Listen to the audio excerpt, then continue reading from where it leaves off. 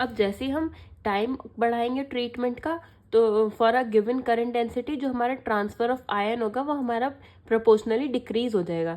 मतलब जो हमारा टाइम होता है वो इन्वर्सली प्रोपोर्शनल होता है ट्रांसफर ऑफ आयन के, जितना कम टाइम उतना ज़्यादा आयन हमारा ट्रांसफर होगा।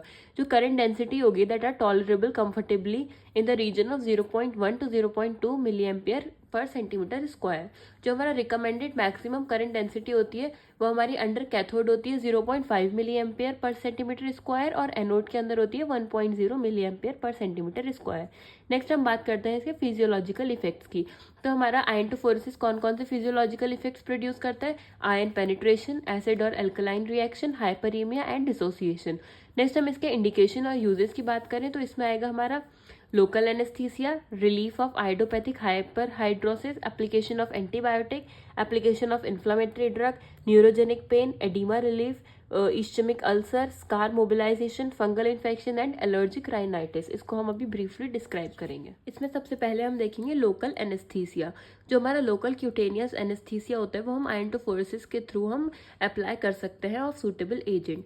ये टेक्निक जो होती है it could be valuable for patients who have strong aversion of hypodermic needles for introducing local anaesthesia. हम इसके थ्रू आयनटोफोरेसिस के थ्रू हम लोकल एनेस्थीसिया दे सकते हैं उन पेशेंट्स को जिसमें हम निडल्स को मतलब अप्लाई नहीं कर सकते, जिन पेशेंट्स में उनके स्किन पर। फिर नेक्स्ट आता है हमारा relief of idiopathic hyperhidrosis. Hyperhidrosis का मतलब क्या होता है? एक्सेसिव स्वेटिंग हो रही है, बहुत ज़्यादा स्वेटिंग होना। तो more successful use of iontophoresis, ये इसमें हम सबसे ज़्यादा यूज़ करते हैं relief of idiopathic hyperhidrosis. This distressing condition usually affects the palm and soles and sometimes the axilla. ये जो होती है हमारी स्वेटिंग हमारी सबसे ज़्यादा इसमें पाम्स में होगी, सोल्स में होगी, और कभी कभी हमारे एक्सिलरी रीजन में भी हो सकती है। इसमें हम क्या for example use to treat idiopathic hyperhidrosis in patient such as manual labours, currency note workers and paper binders etcetera.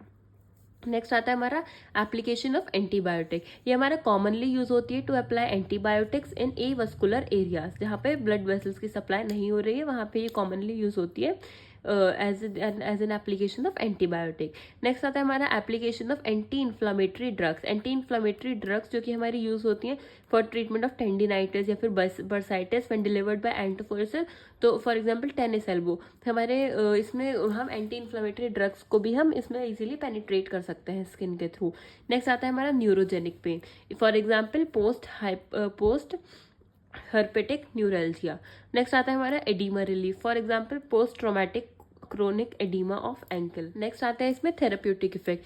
Therapeutic effect depend करता है upon the nature of drug introduce into the tissue. A very large number of substance have been used for a vast range for therapeutic purpose. Contraindication कैसे होंगे इसके? Same होंगे galvanic current के, जैसे कि recent radiotherapy, pregnancy, जो भी हमने अभी गैल्वेनिक करंट में पढ़े थे वो सब इसके सेम होंगे।